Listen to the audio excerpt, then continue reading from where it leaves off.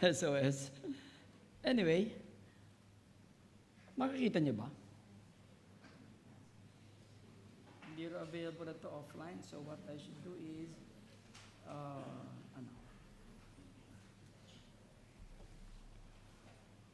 Pwede na? Pwede na yan?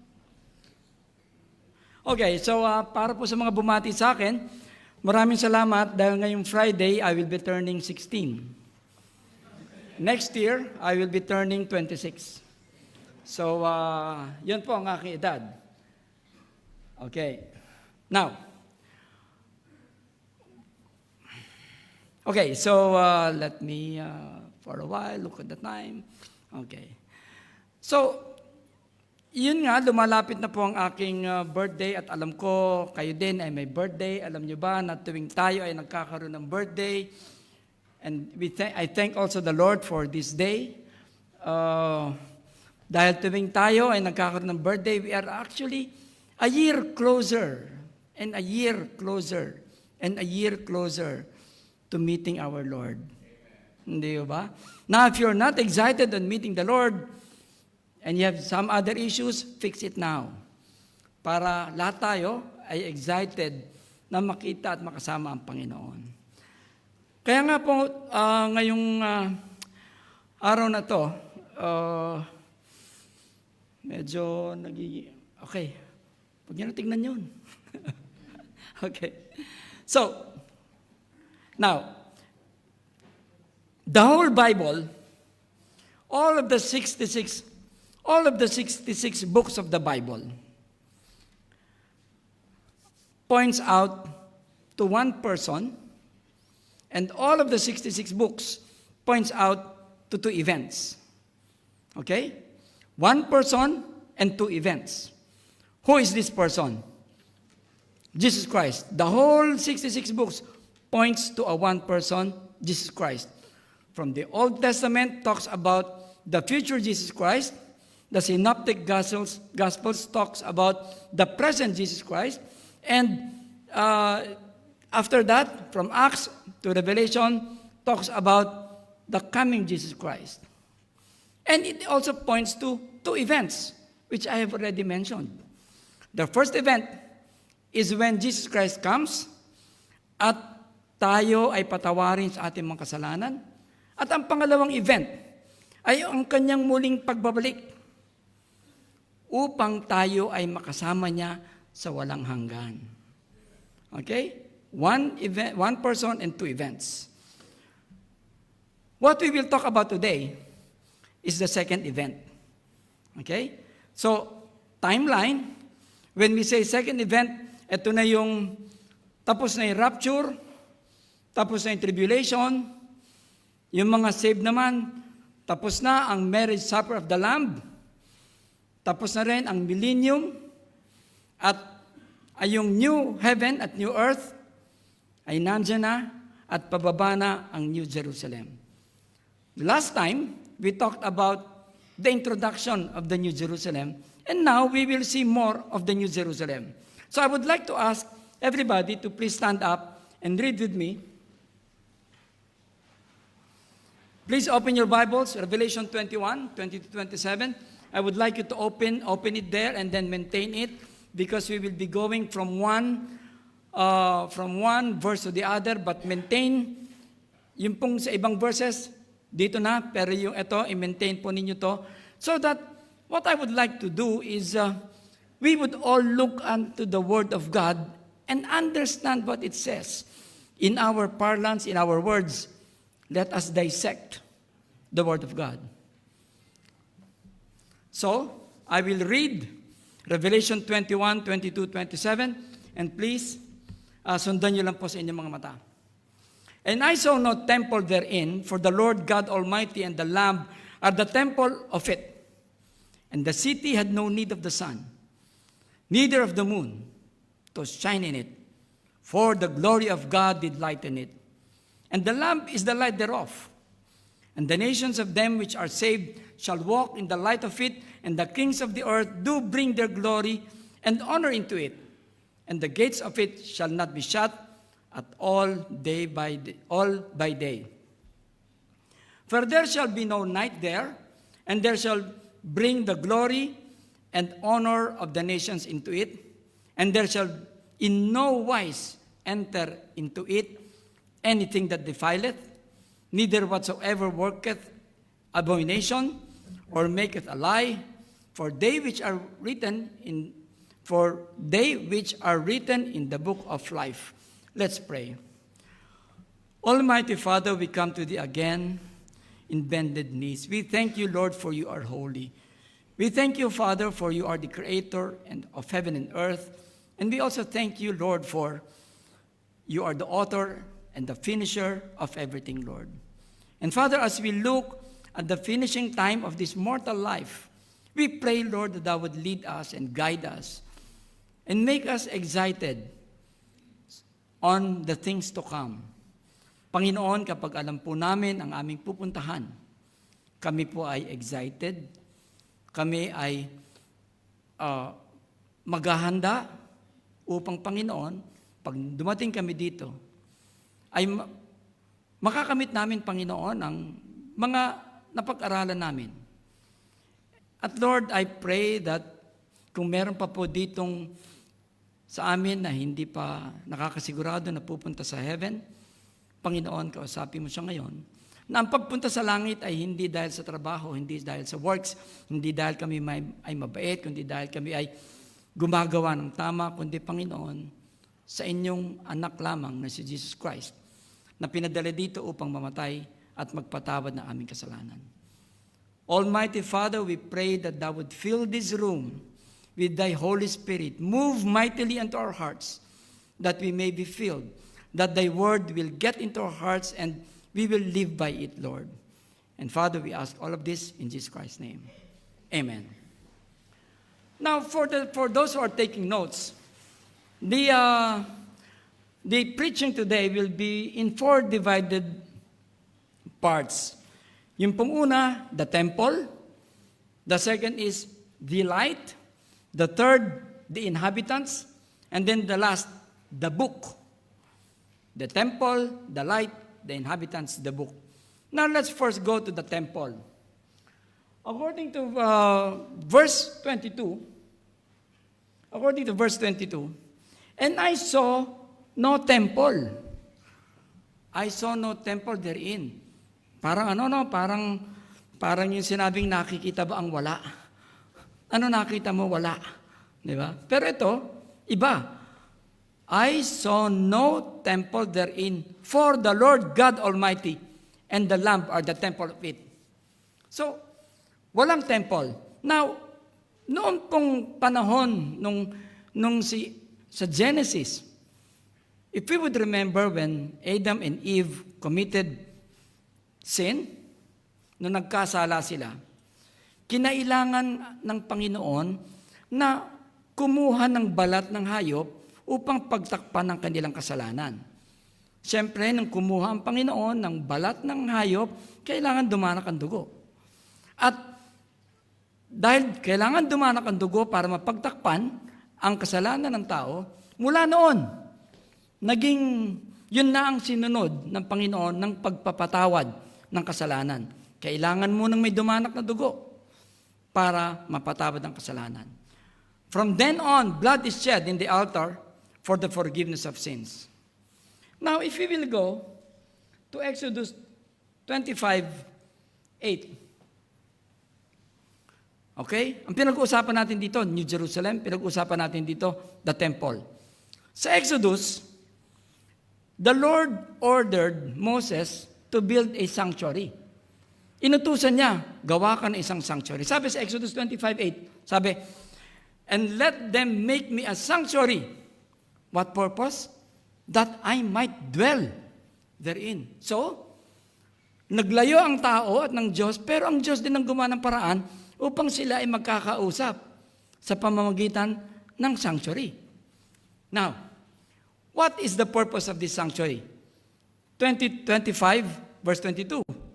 Sabi, and there I will meet with thee. Sa Tagalog, kikitain ko kayo. O sa English, I will meet with thee.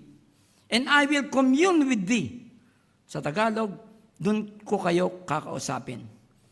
From above the mercy seat from heaven. So the Lord wanted Moses to build a sanctuary para doon siya titira, doon siya makikipag-usap sa tao.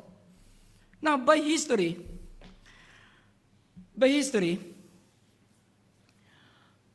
meron po yung tinatawag na tabernacle meeting. Ano ba yung tabernacle meeting? Yun sa huli, 25-22. The tabernacle meeting, sinabi doon, and the Lord spake, okay, unto Moses face to face. Imagine, face to face, nakipag-usap ang Panginoon kay Moses. Na tulad ng pakikipag-usap ng isang tao sa kanyang kaibigan. Ganda, no? Nakipag-usap ang Panginoon doon sa tabernacle na sinabi niyang gagawin, doon na makikipag-usap ang Diyos. Ngayon, so itong panahon na to, tabernacle ang ginagamit ni na Moses. Nung hari po si David, binalak ni David gumawa ng ng tabernacle. Bakit? Dahil sabi niya, sabi ni David, ito lang gagawin ko.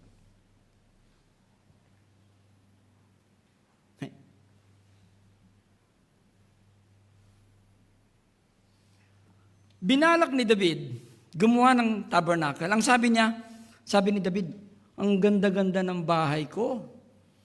Pero ang Panginoon, nakatira lamang sa isang lugar na natatakpan ng kumot. So he had very good intentions so that the Lord will have a better place. Parang tayo rin, di ba? Gusto natin ng better place. Now, ang sabi ng Panginoon ganito. Sabi ng Panginoon, hindi ka gagawa ng temple. Sabi ng Panginoon ganito, and it shall come to pass, when thy days be expired, in other words, darating na araw, kapag patay ka na, and thou must go to be with thy fathers, that I will raise up thy seed. Doon sa mga angkan mo, meron akong ilalabas, or may lalabas doon sa iyong seed, for which shall be thy sons, and I will establish his kingdom. He shall build me an house, and I will establish his throne forever. Gusto ni David, gumawa ng temple, sabi ng Panginoon, wag, pagpatay ka na, darating ang isa sa iyong mga anak upang gumawa ng isang temple, at yung temple na yon ay magiging forever and ever. So kung titignan natin to, kung babasahin natin, alam natin na si Solomon ang gumawa ng temple. But this is figurative. Why? The Lord was talking about the future Jesus Christ. Nilagyan ko po ng kulay forever. Yung bang forever na yan, yung bang naging temple ni Solomon, naging forever? Hindi. Binasak. Therefore, hindi ito yung tinutukoy ng Panginoon. Forever. The Lord was talking about Jesus Christ. At ang Panginoon, ang tinutukoy niya rito, yung magiging future New Jerusalem na mapupuntahan natin in the future. Okay? So, alam din natin na pagkatapos si Solomon, si David, ang anak niya si Solomon, siya ang gumawa ng temple. At ito'y naging napakagandang temple dahil napakayaman ni Solomon. In fact, nung nagawa yung temple na ginawa ni Solomon, dinedicate niya sa Panginoon. But you know, it took 440 years from the tabernacle, which is made of curtains, to an actual temple by Solomon. 440 years bago nagawa yung temple. This is what the Lord told Solomon about the temple. Ito ang sinabi ng Panginoon. Yan, sa baba. Now, mine eyes shall be open and my ears attend unto the prayer that is made in this place. Napakaganda, sinabi ng Panginoon, yung ginawa mong bahay, yung temple, makikinig ako sa mga panalangin nyo. Yan po ang promise ng Panginoon kay Solomon. At doon din, nung dinedicate niya, nagbigay din ng warning ang Panginoon. Ano yung warning? Ang warning ng Panginoon na ito. But, if you turn away if you turn away and forsake my statutes or my laws and my commandments which I have set before you, and shall go and serve other gods and worship them, then will I pluck them up by the roots out of my land which I have given them, and this house which I have sanctified for thy name will I cast out of my sight, and will make it to be a proverb and a byword among all nations. Medyo mahirap intindihin. Di ba? Ano ibig sabihin nito? Tingnan natin sa Tagalog. Sa Tagalog, ito na-dedicate na yung temple. Sa Tagalog, sabi, pero kung tatalikod kayo at hindi tutuparin ang aking mga utos at mga tuntunin na ibinigay sa inyo, at kung maglilingkod at sasamba kayo sa ibang mga Diyos, eto na. Anong gagawin? Papalayasin ko kayo sa lupain na ibinigay ko sa inyo at itatakwil ko ang templong ginawa mo na pinili kong lugar para sa karangalan ng pangalan. At ito'y kukutyain at pagtatawanan ng lahat ng tao. At kahit maganda at tanyag ang templong ito. Grabe, tingnan nyo yung huling yelo. Gigibain ko ito. Magugulat at magtataka ang lahat ng daraan dito at magsasabi, bakit ginawa ito ng Panginoon sa lupain at sa templong ito? So, nagbigay ng warning ng Panginoon. Una, sinabi ng Panginoon, papakinggan ko ang prayers nyo. Pero, kapag kayo hindi nakinig sa akin, sisirain ko. Nasa summary. Well, ganun nga po ang nangyari. Si Solomon, nagkaroon ng maraming asawa, at dahil doon, nagsimula siyang sumamba sa mga Diyos-Diyosan. Yung kanyang mga anak, sa si Rehoboam at si Jeroboam, ay lalo pang ibinaon ng Israel sa idolatry. So nangyari yung binigay ng Panginoon na warning. So we know what happened by history. By history, the temple was destroyed and desecrated by the Babylonians in 586 BC. Sinira nga itong temple na to. Ngunit noong 515 BC, pinayagan ni Cyrus na bumalik ang mga Israelites upang itayo ulit ito. Yung tinayong second temple, pagdating ng 70 AD, winasak na naman ng mga Romans. So ngayon, July 7, 2024, yung mga Hudyo, umaasa pa rin na maitatayo nila ang pangatlong templo. Umaasa pa rin sila hanggang ngayon na magagawa pa rin pangatlong templo. Paano na ngayon yan? Paano na sila mabe-bless? Di ba? Ngayon, dahil wala ng temple, edi wala na ring blood sacrifices. Edi kung ikaw ngayon ang Hudyo, paano mapapatawad ang aking kasalanan? Di ba ang requirement, dapat may dadanak na dugo? Paano na kung walang temple? Ngayon, ang ginawa nila, at dahil hindi sila naniniwala na ang dugo ni Kristo ang magpapatawad sa kanila, ang pinapaniwalaan nila ngayon, sila ay mapapatawad sa pamamagitan ng repentance. Ano yung repentance sa Tagalog? Pagsisisi ng kasalanan. Ang alam nila ngayon, mapapatawad sila sa pamamagitan ng prayer. At ang alam nila ngayon, mapapatawad sila sa pamamagitan ng mabuting gawa. Hindi nga sila naniniwala kay Kristo eh. At ito ang kanilang basis. Ito ang basis nila. Hosea 6:6.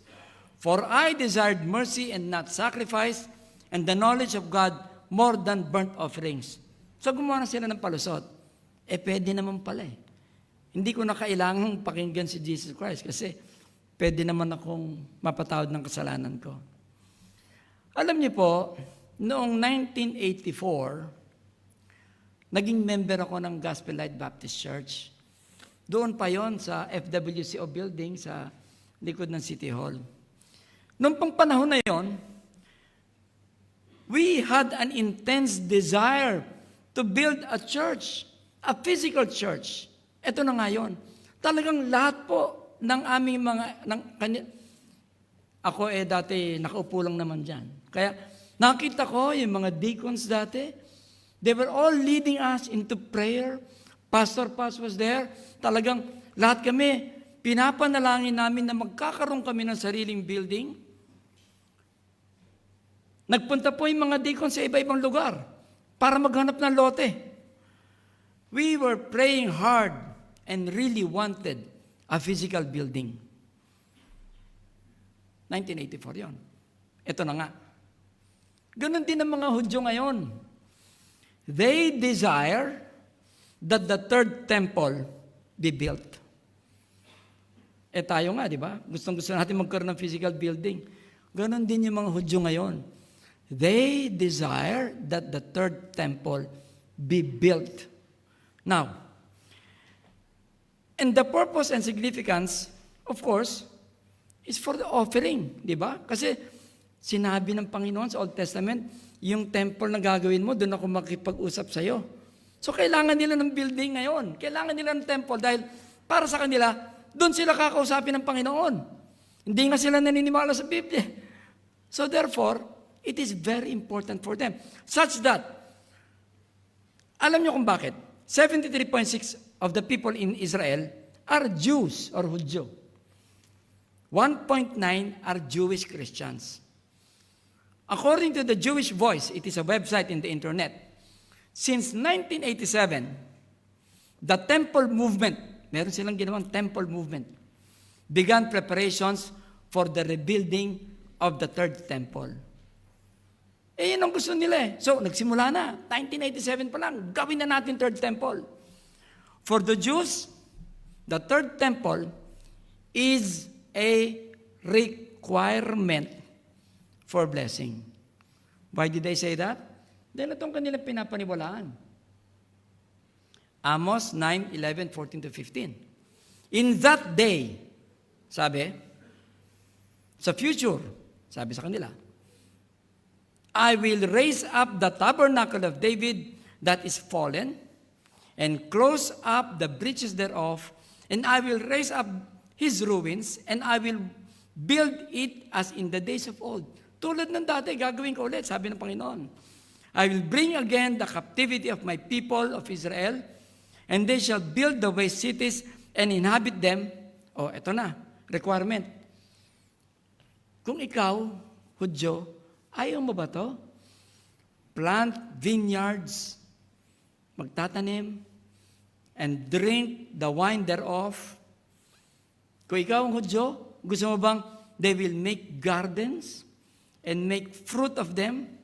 And I will plant them upon their land, and they shall no more be pulled out of their land, which I have given them, saith the Lord God. So, for the Jews, the building of the third temple is a requirement for them to get the blessings. To this date, July 7, 2024, nag-aantay pa rin sila. Bakit? Dahil ni-reject nila si Jesus Christ. Ang binabasa po namang Hudyo, Torah.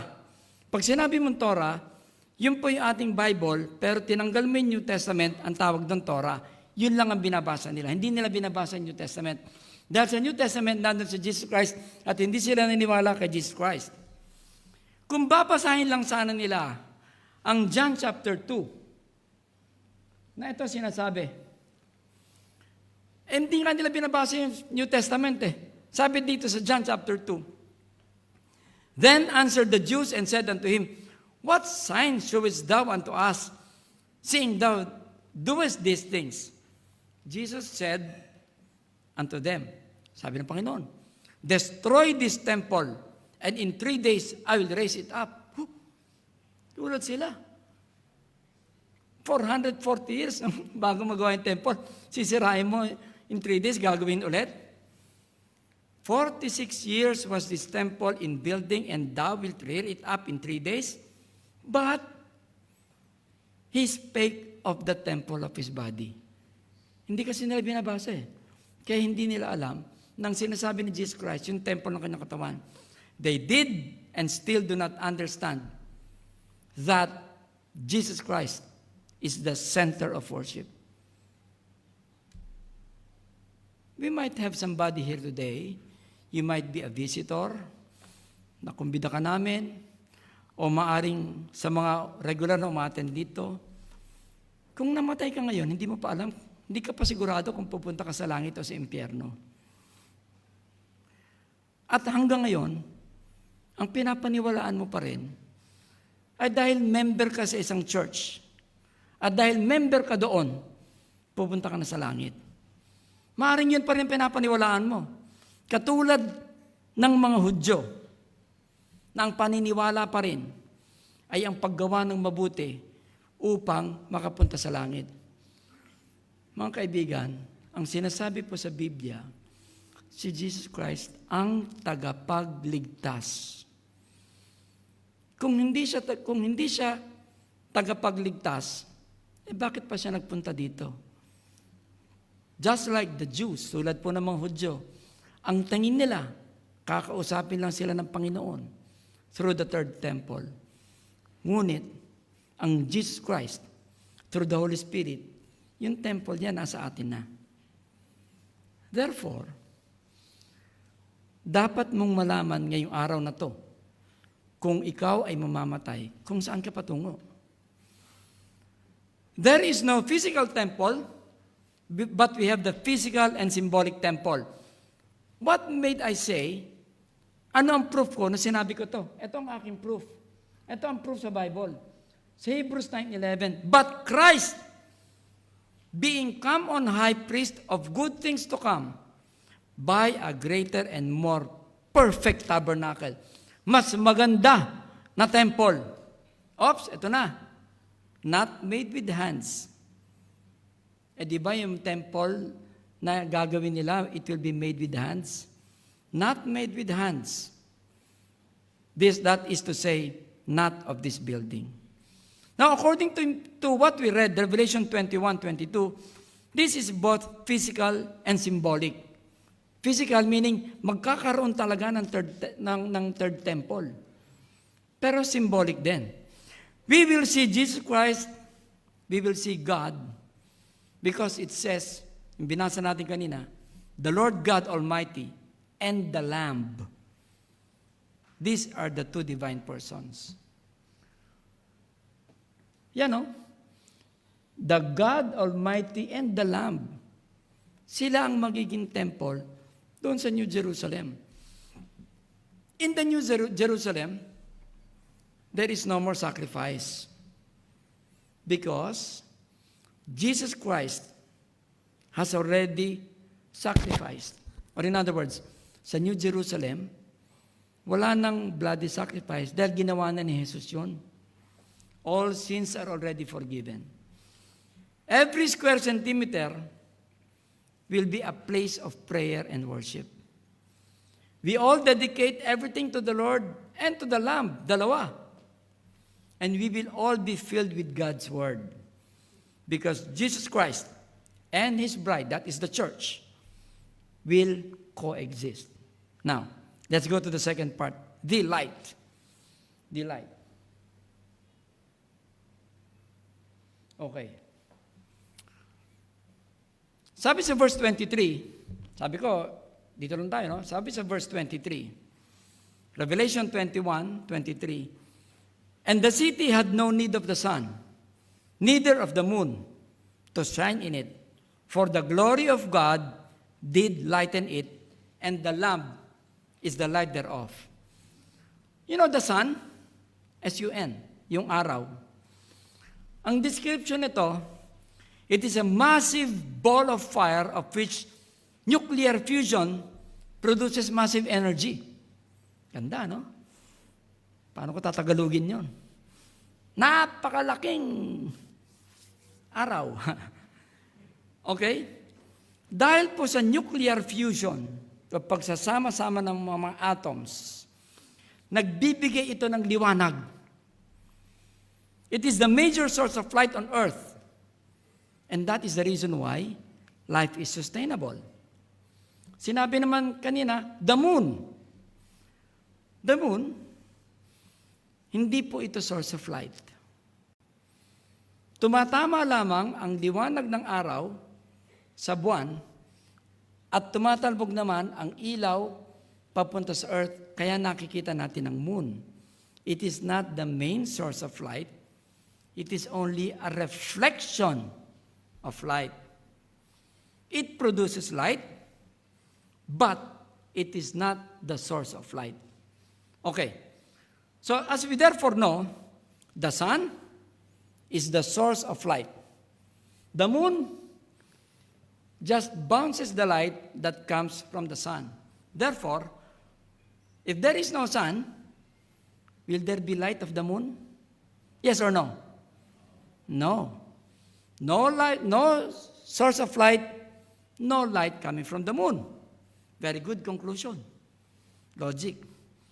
Genesis 1:3. Sabi ng Panginoon, and God said, let there be what? Light. Yung light na ginamit sa Genesis 1:3 came from the Hebrew word or. O-R-E, or. It means the sun. Ito rin po ang ginamit na salita sa sumunod na verses sa Genesis 1 up to verse 8. Light. So pag nakita mo dun sa Genesis 1, light, light, light, light. Patungkol yun sa araw. Okay, it's the physical sun. So what does this mean? God indeed is the beginning and the end. Panginoon ang gumawa ng araw at Panginoon din ang magpapatigil ng araw. He made everything. According to BBC Science Focus, ito po ay sinulat ni Robert Matthews, isang science writer na taga Oxford. Sinabi niya, the sun produces energy when hydrogen and other atoms crash against each other. Now, by the famous equation of Einstein, which I like to solve whenever I'm free, pag wala akong ginagawa, sinasolve ko yung equation ni Einstein. E equals mc squared. Gusto ko yung equation na yun. Lagi ko iniisip. Anyway, if you apply that equation on the energy of the sun, the energy output leads to loss of sun's mass, which is about 350 billion tons a day. Ibig sabihin, dahil sa nangyayaring yon, nababawasan ang araw ng kanyang mass. Ano yung Tagalog ng mass? M-A-S-S. Yun, mass. So, as this happens, wag natin sasabing misa ha, iba yun. Mass. As the fusion happens, it produces energy, but yet it loses mass. 350 billion tons per day daw ang nawawala sa araw. Therefore, there will come a time, mauubos ang araw. Diba? Will this match Revelation 21? Well, it can match. Now, pero wag naman daw, sa madaling salita, kapag naubusan ng hydrogen, mawawalan ng energy ang araw. Ngunit wag daw tayo mag-alala because it will take 5 billion years more for the sun to totally lose its energy. Now, think of this. God started everything.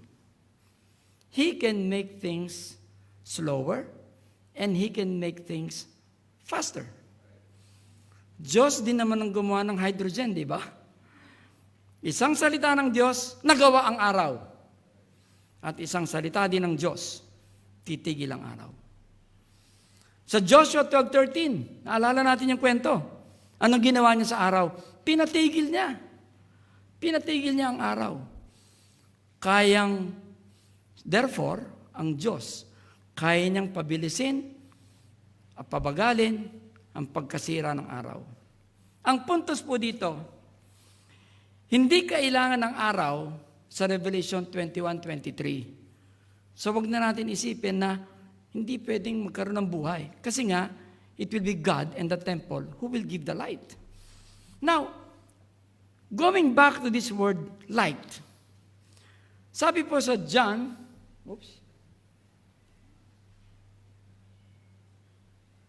okay?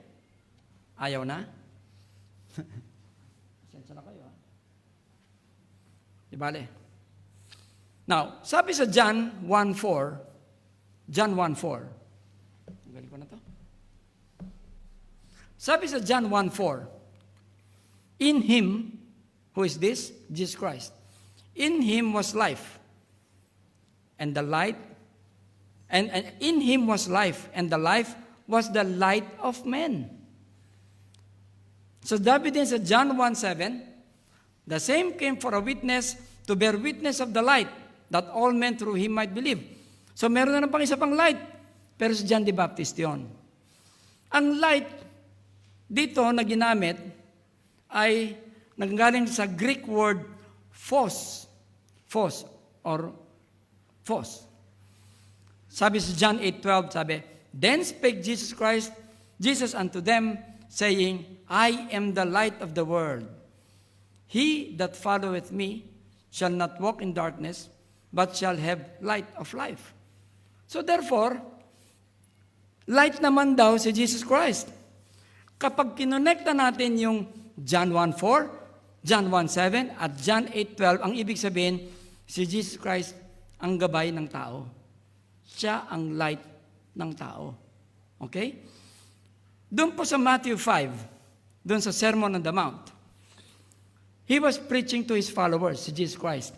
Ano sabi niya dito? You are the light of the world. Sinabi niya rin sa Matthew 5:18, let your light shine unto men.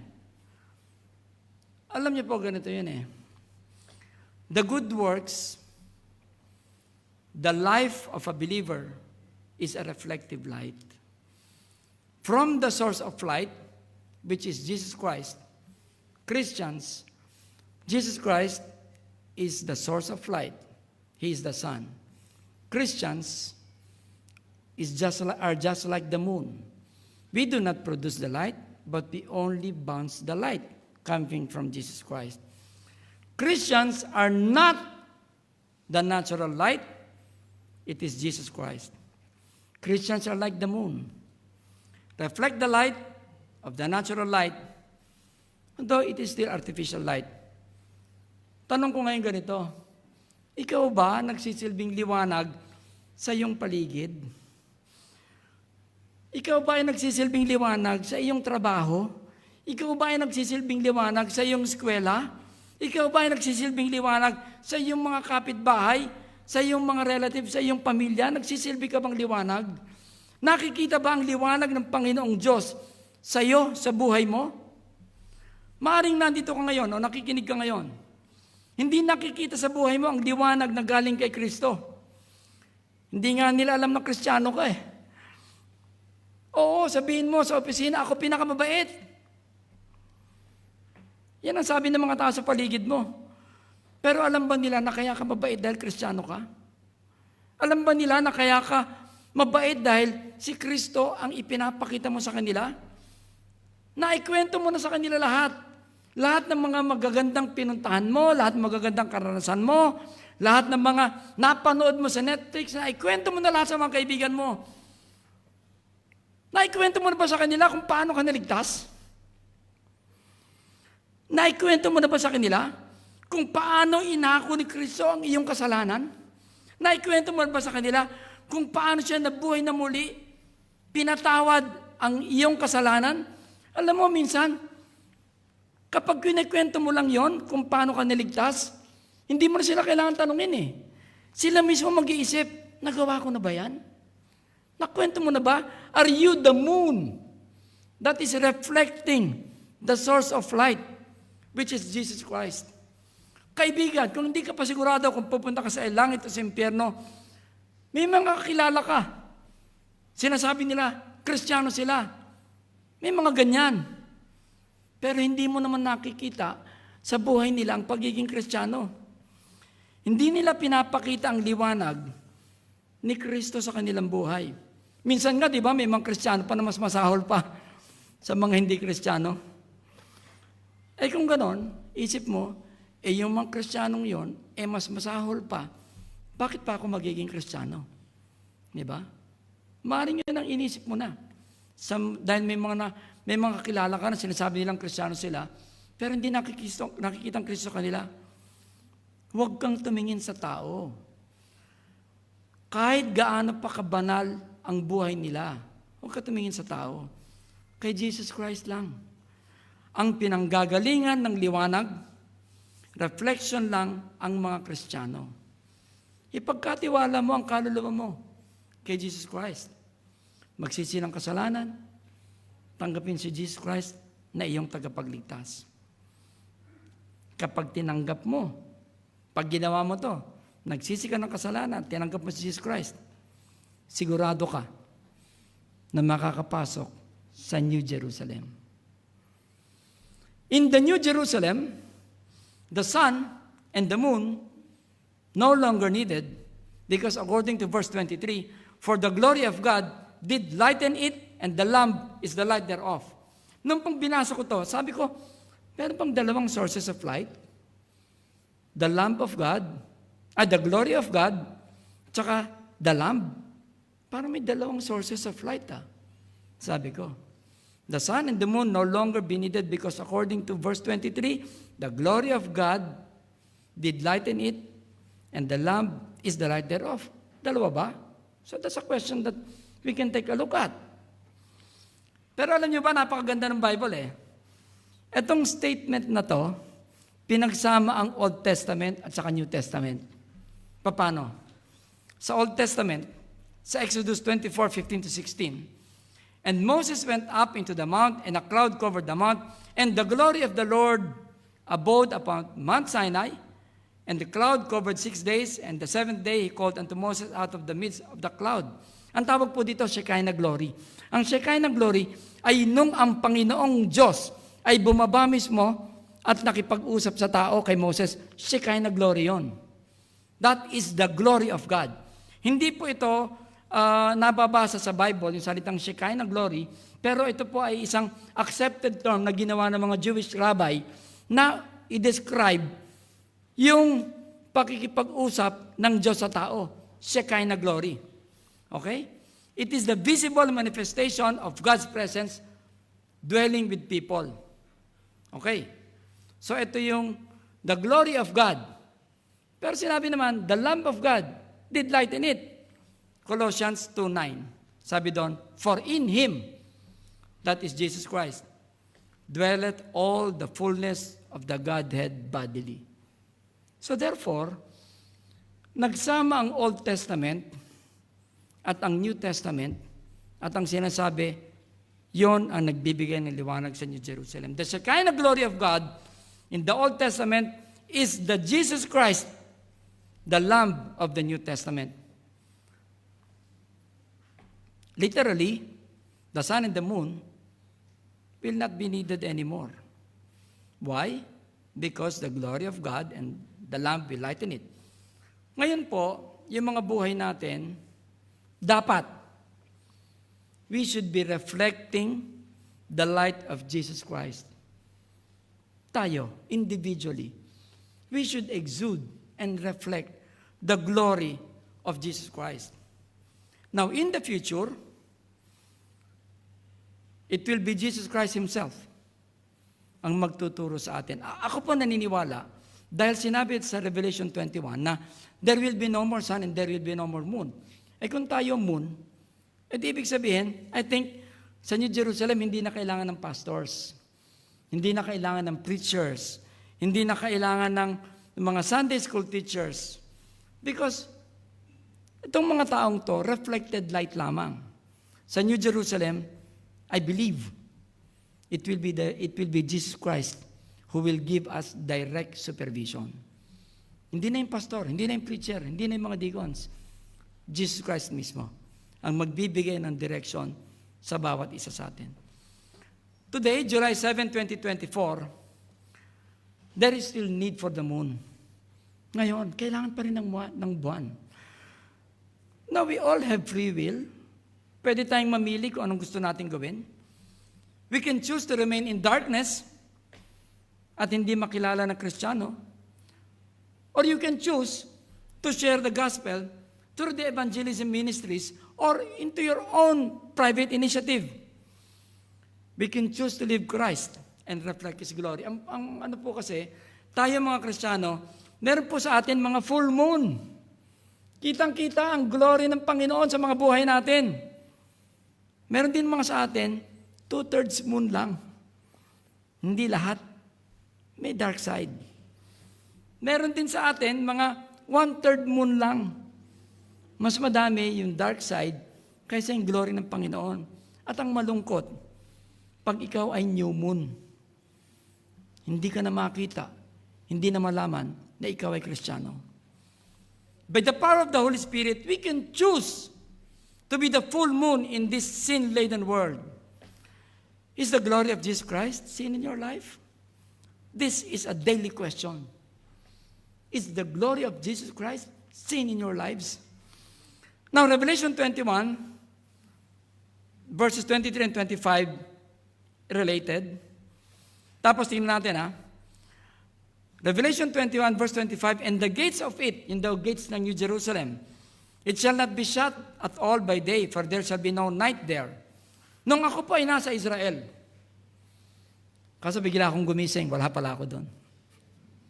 Panaginip lang pala. Sa New Jerusalem, merong 7 gates. Hindi, sa present Jerusalem, there are 7 gates. But in the New Jerusalem, there will be 12 gates. We have talked about that last month. Ito po mga gates na to sa Jerusalem as we speak. Tawag sa kanila, Golden Gate, Damascus Gate, Siliwan Gate, Lions Gate, Jaffa Gate, Zion Gate, and the New Gate. Para saan ba ang gate? Di ba? Ang gate, pwedeng bukas, pwedeng sarado, pwedeng kalahating bukas at kalahating sarado. Usually, gates are closed at night. Tama ho ba? Meron pa sa inyo dito na ang inyong gate ay nakabukas pag gabi at pag sa araw nakasara. Wala siguro, no? Dahil ang gate, it's for security purposes. Sa New Jerusalem, lagi na po nakabukas ang gate kasi wala nang gabi. Okay? Because the glory of God, that is Jesus Christ, will continuously provide the light and there will be no night. Sabi, there will be no night. Ano ibig sabihin nun? There will be no night. Ang gabi po can mean several things for depending on your needs as a person. Night is good. Bakit? Dahil ito yung panahon natin magpahinga. After a day's work, pagkatapos ng mag-opera ng buong araw, naku, napakasarap matulog. Diba? Night is good. Night is good because it is your time with your family. Diba? If tomorrow is your final exam, night is good because it is a time for you to sleep. Study. Diba? Night is good. However, sometimes night is bad. Paano? Kunwari, kailangan mo ng damit dahil na-promote ka. Sinabi, bukas, mag-o-taking ka dahil na-promote ka. Kailangan mo ng damit. Okay? Alam po natin, ang SM nagbubukas ng 10 a.m. at nagsasarado ng 10 p.m. Dumating ka sa SM, 10:01, sarado na. Gabi, di ba? So wala kang mabibiling damit dahil gabi. Hindi ka naman pwedeng bumili ng damit sa 7-Eleven. Di ba? Or, hindi rin maganda ang gabi kapag meron kang kailangan i-access na especially government office. Kunwari, nakumpis kayo yung lisensya mo. Bukas pupunta ka sa ibang bansa, kakailanganin mo rin yung lisensya mo. Pumunta ka ngayon sa LTO, sarado. So, night is bad during that time. At, according to vivint.com, It is a home security company. Sabi, violent crimes mostly happen at night. Okay? Alam niyo sa New Jerusalem, wala nang gabi. Because Jesus Christ and the Lamb will give the continuous light. Figuratively, night is darkness. Darkness is the sin-laden person. Darkness, kung saan nagagawa ang kasalanan. John 3:19-21 says, "And this is the condemnation, that light is come into the world, and men love darkness rather than light." Ngayon, in the New Jerusalem, there will be no need for CCTV. There will be no need for security. There will be no need for gates to be closed, because we will all be safe in the arms of Jesus. Diba? Everything will be safe. There will be no more sin, because all will be under the direct supervision by Jesus Christ. Alam mo, iyon pa rin natin ito. SOS. Kasi,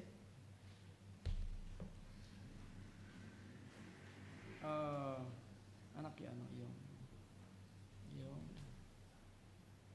yan. Ito na. Hindi, dapat yung easy. Yan. Alright. Okay. Now, let's talk about the inhabitants.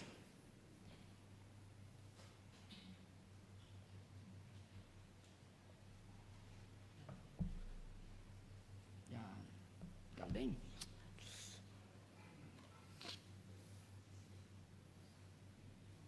Alright. Maraming salamat, anak. Okay. So,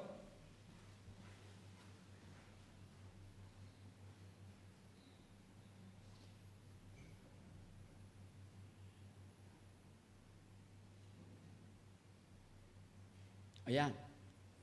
The inhabitants. Let's go to the third part. Sino naman yung mga tao sa napapasok sa New Jerusalem? Revelation 21:24 says, "And the nations of them which are saved shall walk in the light of it, and the kings of the earth do bring their glory and honor unto it." So we see two things. Two kinds of people, nations and kings. Ang nations po ay nanggaling sa Greek word na ethnos. Ethnos, meaning non-Jewish descent, mga hindi Hudyo. Tayo, ethnos. Okay? Sa Revelation 21:12-14, nakita natin last month na nakasulat sa New Jerusalem, sa foundation, nakasulat yung mga pangalan ng apostles, at sa gates, nakasulat yung pangalan ng mga tribe ng mga anak ni Israel. Ngayon, sabi sa Revelation 21:24,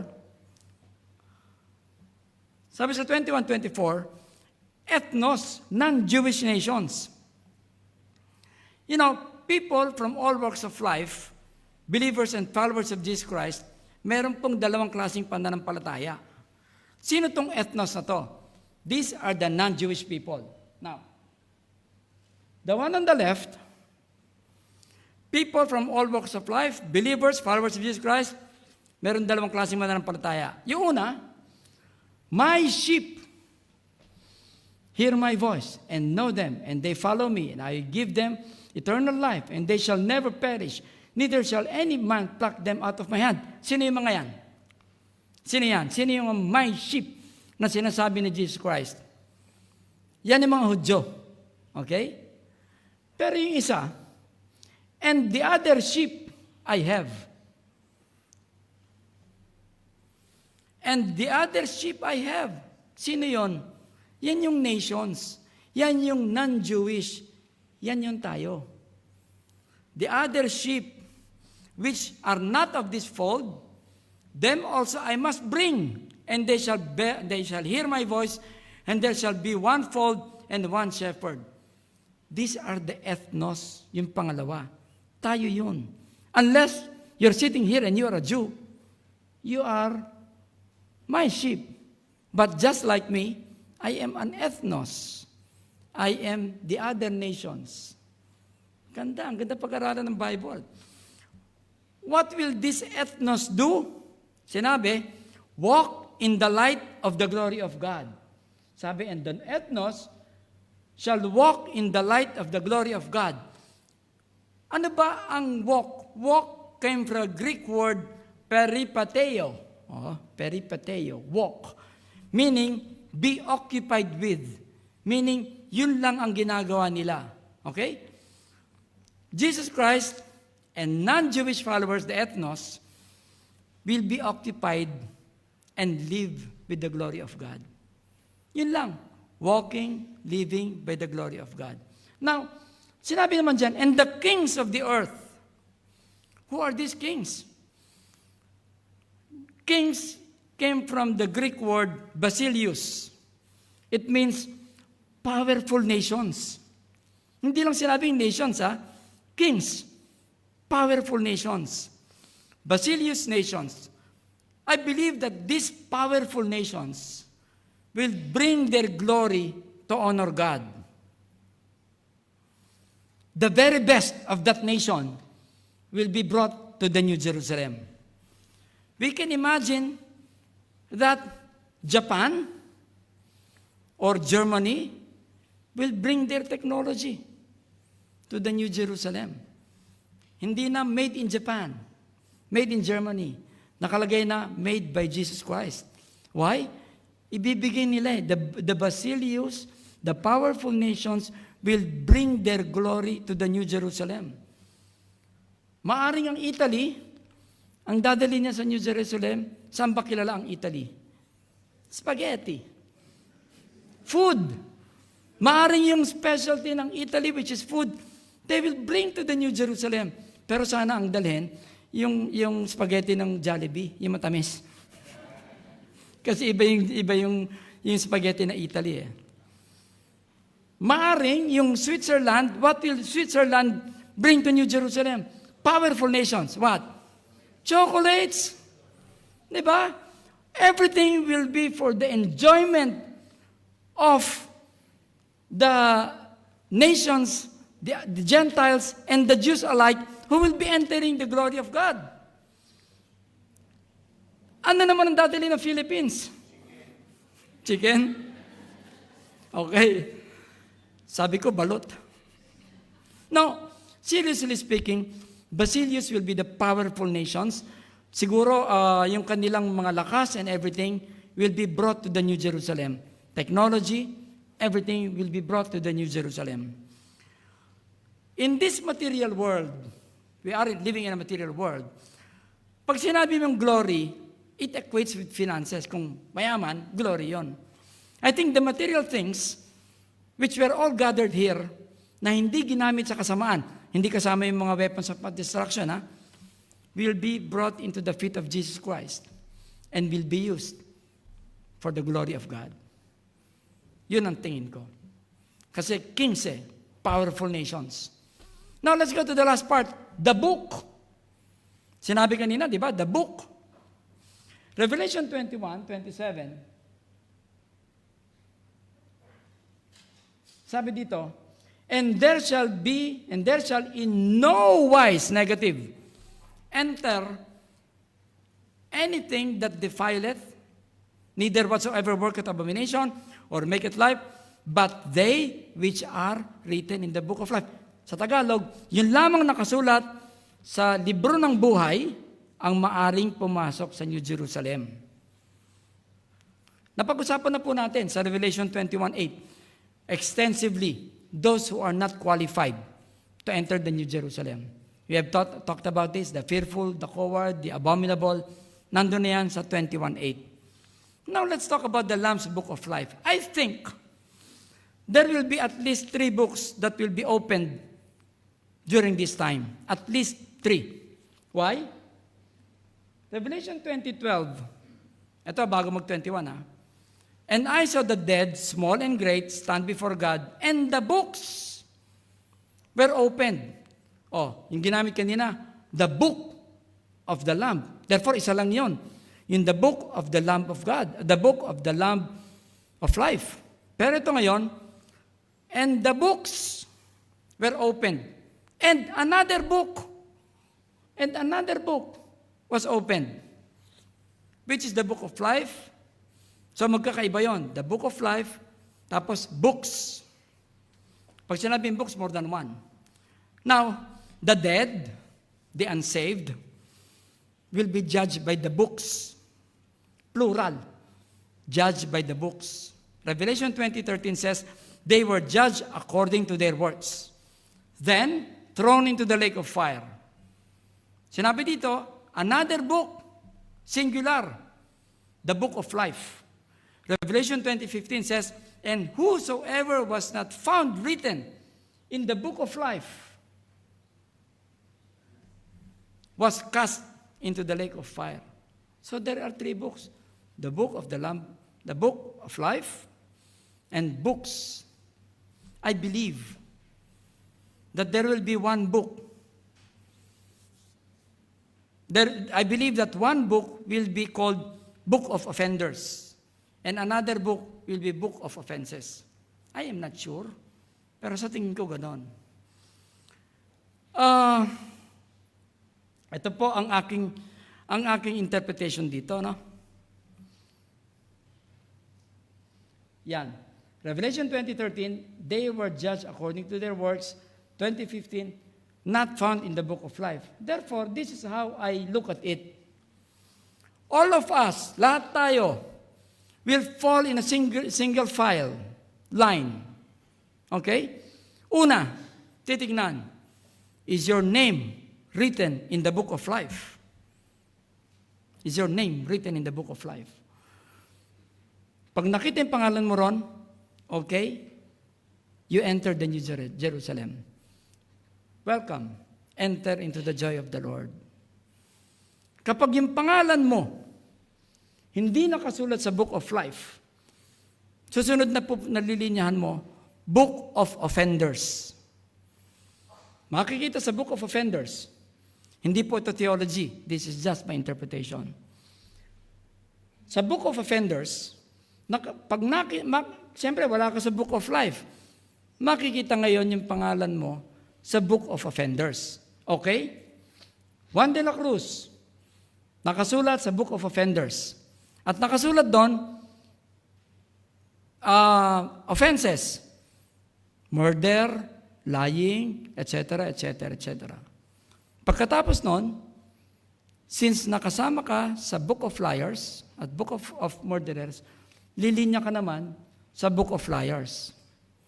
At pag nandun ka na sa book of liars, ipapakita yung panahon na ikaw ay nagsinungaling. In video. Therefore, it will be beyond reasonable doubt. Hindi ka na pwede mga twiran. Kasi ipapakita mismo ni video na nagsinungaling ka. Tapos noon, lilinya ka rin sa book of murderers. Kasi dahil nakasulat yung pangalan mo, may murder ka din eh. Alam niyo po ba, kapag nag-isip ka lang ng masama sa ibang tao, murderer ka na. So, pag nandun ka sa book of murderers, makikita doon kung kailan ka nag-isip na masama sa kapwa-tao. Simple. Kinat ka sa traffic, sinabi mo, mabangga ka sana. You have already committed murder. And then, iba-iba pa, iba-iba pa. From there, will be thrown into the lake of fire o sa dagat-dagatang apoy. Saan nakasulat ang pangalan mo? Sa book of life? Isa lang. Pag nandun ka sa book of life, diretso, sa napakaganda lugar na pinag-usapan nating New Jerusalem. Kapag wala, book of offenders, and then offenses, and the whole time that you committed those sin will be played in your face. Kung hindi ka pa sigurado na ikaw ay pupunta sa New Jerusalem, pwede mo masigurado yon. Pwedeng maisulat yung pangalan mo sa Book of Life. Magsisi ng kasalanan at tanggapin si Jesucristo. Tayo naman, mga Kristiyano, huwag tayong tumigil. Huwag tayong tumigil na kapag hindi sila nakasulat sa Book of Life, impyerno ang punta. And let us not forget that we are just reflections of the glory of God. Will you shine to be the glory of Christ? Let's pray. Almighty Father, we thank you, Lord, for this time of prayer. Maraming salamat, Panginoon, dahil kayo pong aming Diyos. Salamat, Panginoon, dahil nakita po namin napakaganda po ng New Jerusalem, kung saan po kami pupunta. At Panginoon, salamat din po at pinaalalahanan niyo kami na marami